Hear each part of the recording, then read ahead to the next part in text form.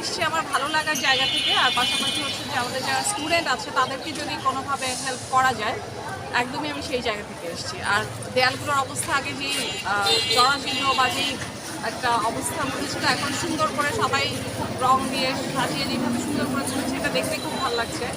সবাই খুব মানে যখন মানুষজন যাচ্ছে রাস্তা দিয়ে তখনও তারা এসে দেখতেছে, তো এটা খুব ভালো লাগছে।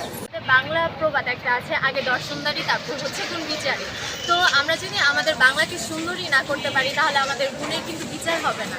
আর বিভিন্ন জায়গায় বিভিন্ন ধরনের হচ্ছে লেখা ছিল, সেটা আমরা যারা শিক্ষার্থীরা আছি তারা হচ্ছে সবাই একসাথে, কেউ ওয়ালে কালার করছি, কেউ হচ্ছে কালার করার জন্য পরিবেশ তৈরি করে দিচ্ছি, বা হচ্ছে যারা ভালো আঁকতে পারে তারা এঁকে দিচ্ছে। তো আমরা সবাই মানে খুবই সহযোগিতা, সবাই খুবই সহযোগিতা করছে আমাদের আঁকার জন্য, বা হচ্ছে আশেপাশে যারা আছে সবাই অনেক উৎফুল্ল ছিল। এই দেশে আন্দোলনগুলো হলো, এখানে আমার কন্ট্রিবিউশন জিরো, অথচ কত মানুষ এটা আত্মত্যাগ করেছে, তাদের জীবন দিয়ে দিল।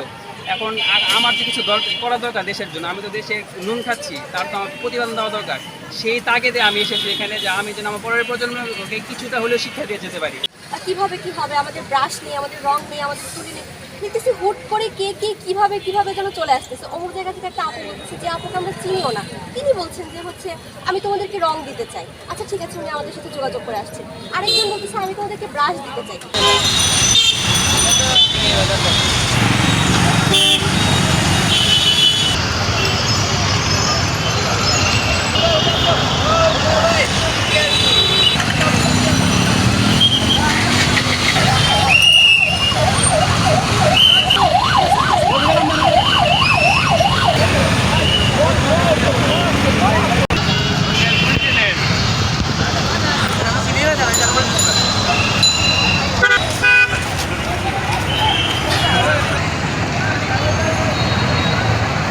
ওয়াল প্রিন্টিংয়ের মোটিভটা হইতেছে এই যে আমরা স্বাধীন, আমরা স্বৈর শাসনকে পরাজিত করে আজকে আমরা স্বাধীন।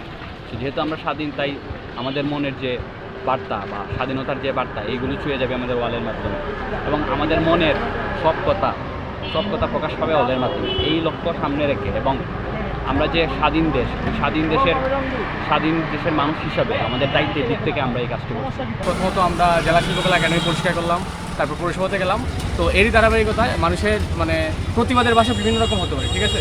তো কেউ চিত্রকর্ম এঁকে, কেউ গানের মাধ্যমে। তো আমাদের নতুন কার্যক্রমের মধ্যে মানে আমরা সারা দেশেই জানেন যে সবাই হচ্ছে মানে গ্রাফিতি আঁকতেছে। তো সেই ধারাবাহিকতা আমরা পাবলিক বিষয় ছাত্র সংগঠন সুনামগঞ্জ আমরা আমাদের গ্রাফিতি কার্যক্রম গতকালকে শুরু করছি। আমরা HMP স্কুলের দেয়ালে করতেছি, আজকে হচ্ছে সরকারি SC বালিকা উচ্চ বিদ্যালয়ের সামনে।